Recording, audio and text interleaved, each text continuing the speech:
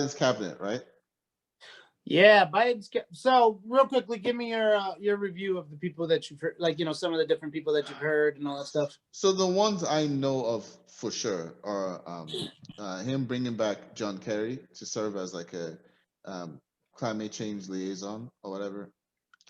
Yeah, I think there is something to be said for having an elder statesman in the mix, um, someone who people know you know to know his stuff, right? Because he was Yeah, Secretary of State under Obama. Um, I have no problem with that. I would have actually preferred Jay Inslee because, but then would he have wanted to leave his governorship for that? I would have yeah. preferred Jay Inslee because his entire campaign when running for the Was about, and actually he. You know what's yeah funny?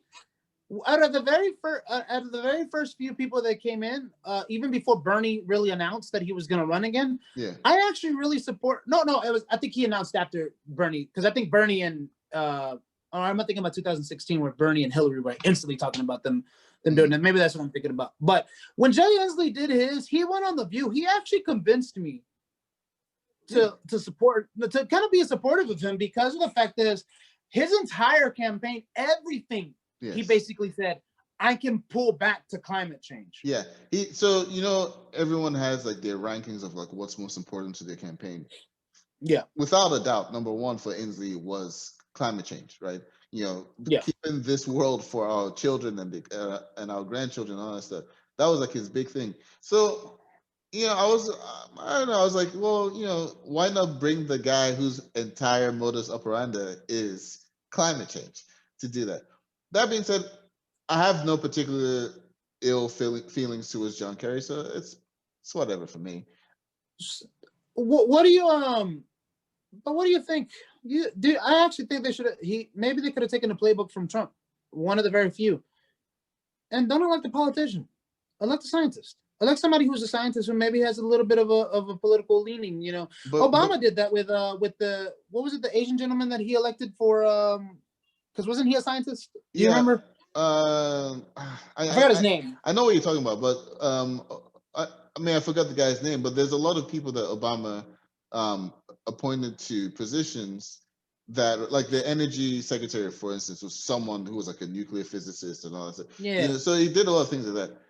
I'm not that worried about electing scientists, nominating scientists to this post, because first of all, you think he'll definitely hire scientists to help him out? Exactly, and it's not a Senate confirmed position, by the way. It's like, I think it's something that they created.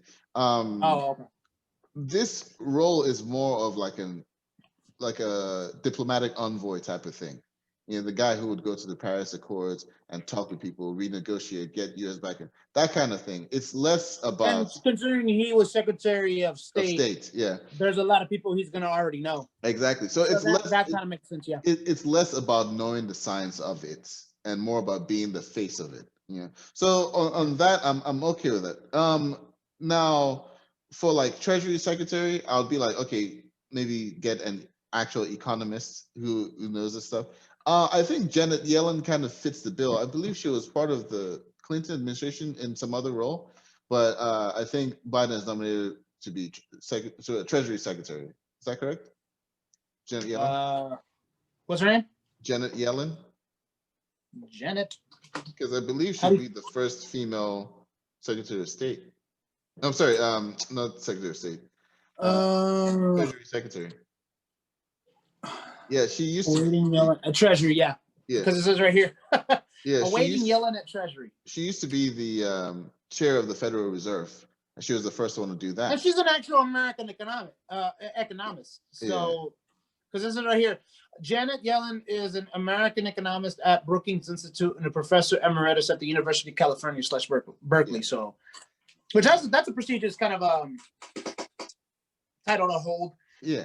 So it's someone that knows the stuff. Now, obviously, you can get into the debate of in her capacity as Fed chair, was she more friendly to the banks, which is what I've heard. Or did she have policies that were more about the people? Then you can have those kind of like debates. Is she the one that was also an advisor for Biden? during the campaign. Yeah. I don't know because I hadn't heard her name like brought up again up until just now. So I don't think she was part of the campaign. She could have been. Gotcha. Because there's one that I read. I just forgot the name, and it might have been her. I don't know if it was her, but I won't say it was her. But one of Joe Biden's advisors was also somebody who completely supported Donald Trump's loopholes for corporations. Mm. So it's just kind of like, I think. So my biggest thing with these cabinet picks, because look, a lot of these people that they pick for certain cabinet positions, they're not going to really be that impactful, Mm-hmm, right? mm-hmm. Some cabinet picks are less than that. Obviously, Betsy DeVos really, really screwed up a lot of things when it comes to education. Yeah. So it would make sense that, hey, if you're going to put somebody in there, put somebody who's an educator. A lot of people are saying, go ahead and put Elizabeth Warren in there because she was an educator. But then, as you mentioned a while ago, then you get rid of that. Yeah, it's a seat. So then what happens there? But hey, there's plenty of other people that you can get. How do you know you can't try to do an actual person who actually isn't currently in education? You know what I mean? Like, one thing I think Betsy DeVos's biggest legacy was expanding the whole school choice thing. Expanding the role of charter schools. I don't have kids, and it's not something I've done a lot of research on, but I've always, every time Trump talks about it at like his State of the Unions and all that stuff, that's one of the things he talks about that I'm listening and I'm like, it doesn't sound that bad. But then I've been trying to like get more information on why Democrats are so against it. And I the think biggest. yeah, go ahead. Well, I was going to tell you one of the biggest things is so you remember a few elections ago we had Amendment 1, right? Mm-hmm. It's in the same vein as Amendment 1, which basically Amendment 1 was they would use public funding to fund charter schools. Gotcha. So really what they're saying is you're removing, so it's basically like the fund the police's like worst nightmare, but with education. It's like you're removing, you're defunding public schools to benefit private schools. Okay. So it's just basically like somebody so if you pay tuition on it, let's just say right now you pay tuition, 70% of your tuition literally goes back into the school, right? 30% goes into profit. In this case, what basically ends up happening is like 40% of it goes to the school, and now 60% of it will be profit because the school is being funded by public funding, by public taxes. That honestly is the biggest part of that. Mm-hmm. And then also one thing that happens is with public education versus private education, you can hire whatever teacher you want in private. Mm-hmm. There's like really, I think with private schools, you only have to deal with the private schools policies.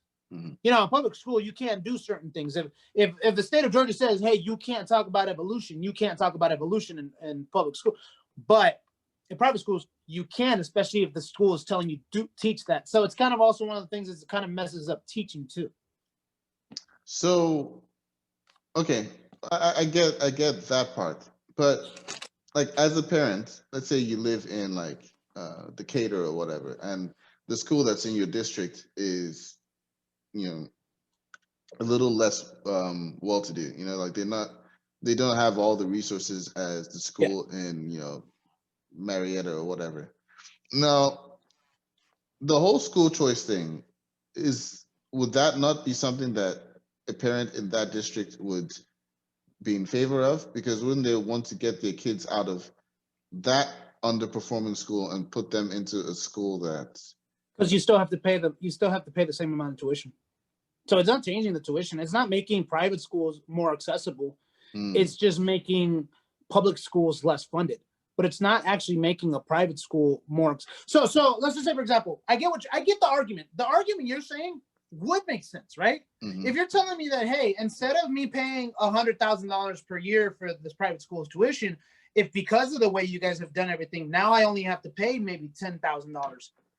That, hey, now I can afford $10,000, then yeah, now I have a better choice. Now I have better options for my kids. Mm-hmm. But for me, who is a struggling single mother, only and has to work 2 jobs, who I'm barely affording rent, I'm still not going to be able to afford that $100,000 just because you Right. took funding away from my school. But now you're making it worse because now my school is less funded, so that's less teachers, bigger classrooms, causes bigger distractions. Just so you know, so So it's they not. still don't even have that choice to move them from this other No, you college. don't. It's just now the choice is easier for the people who already had that choice. Because Now I they know have a better. because I know there's like vouchers and grants, but you can't really give everyone vouchers and grants. But Can't give everyone vouchers, and um, then I heard with vouchers, there's corruption in that too. mm. You know. I think anyway, the way the education system sounds to me, even prior to the whole school choice thing, it sounds like it needs a lot of work anyway, right? Because the whole idea that based on where you live, you might not even get good schooling because you happen to live in this area. I think that's crap. Like we Yeah. saw it in The Wire too, where there's that one school district in Baltimore that just was terrible, and it takes a teacher actually having to go above and beyond to make the learning experience even somewhat useful. It's Yeah. just You know somebody who would be good to ask about that? Hi, Angela. So we're hoping to have actually a ZZ feat with one of my friends, Angela. make that one of the So, sections. Yeah. and she is actually an educator, so that she'll definitely be one person that will definitely ask her that. So keep a look out for that. Hopefully that'll be coming up within the next couple of months. But actually, us speaking about schooling actually leads me to another person that Biden is talking about, which is Rahm Emanuel. Because as you know, Rahm Emanuel is disliked by a lot of Chicagoans. Is that the right term? Chicagoans? Chicagoans, yeah. 'Cause Chicagoans? Okay. I like mine. Chicagoans. he was Barack Obama's chief of staff, Yeah. and then he went And and ran people loved for him when he was his chief of staff. right, and But then then he he went and ran became for the mayor of Chicago and won. And then and won. And then the first thing that he did, which is involving education, is he closed down a lot of schools, which I guess his idea was if I close certain amount of schools, that'll allow for, better funding for the less schools, more funding for each mhm. school. But it ended up resulting in kind of as always. I mean, doesn't it always work that way where it negatively affects For minorities more people. than anybody? Hmm. Even if it's somebody who is a minority himself who does the policy, it ends up being that way. So We all so end up being. so it's essentially what like a situation where you have 10 schools that get $1,000 each, and you shut down five of them, and now you have five schools getting $2,000 each. Yeah, but then what happens is now you have kids having to walk through having to have a longer walk to school through more dangerous neighborhoods. There was cases of kids were afraid of were hearing shootouts on their way to school, getting mugged. So it was just a negative outcome. So a lot of people are not huge fans. Honestly, I'm not from Chicago. I don't know enough of Chicago's situation to basically to give my honest opinion on Rahm Emanuel. What I've heard about him, at least from his tenure as mayor, has been negative. So Biden's pick for him has been negatively received by some people. I don't know your opinion on that. I think you're like me, where it's just kind of I don't know enough about him to say if it's good or bad. Yeah, same. Like during his time as Chicago mayor, I kept hearing a lot of negative stories about him, which is sad because I did know of Rahm Emanuel from before, from being chief And of staff he and all rode stuff. the Obama. He rode the Obama coattails to the mayorship Oh because yeah. one, Obama's big in Obama's Chicago. loved in Chicago. He's Yeah, loved in Illinois. yeah. And then Um, and then his brother Zeke Emanuel, I think, is like he's is he an epidemiologist or one of because there's three Emanuel brothers, and one of them is like an economist. One is like in the sciences, and then Ram yeah, I is remember reading up more. about Rahm Um, Emanuel. His brother, let's see, Ezekiel Ezekiel. or Zeke. Where's his family from that they're calling their kids Ezekiel and Rahm? I don't know. They seem kind of like either Middle Eastern or like that area, Yeah. that part of the His world. father is a Moldovan Jew. Oh, Moldovan. Moldovan Jew who immigrated from Bessarabia, Hmm. and then Oh, his dad was born in Jerusalem, so he's from Jerusalem. Okay. Okay. Yeah. But yeah, so he has a brother, Ezekiel. He's an oncologist and biotechnist at the Oncologist. University of, and then Ari Emanuel, he's the CEO of Endeavor, which is an entertainment industry. Which I think I've heard of Ari Emanuel before. Yeah, I think it was like I just heard of him. Yeah. During the what's it called? Obama The years. Me Too. No, the Me Too. Oh, okay.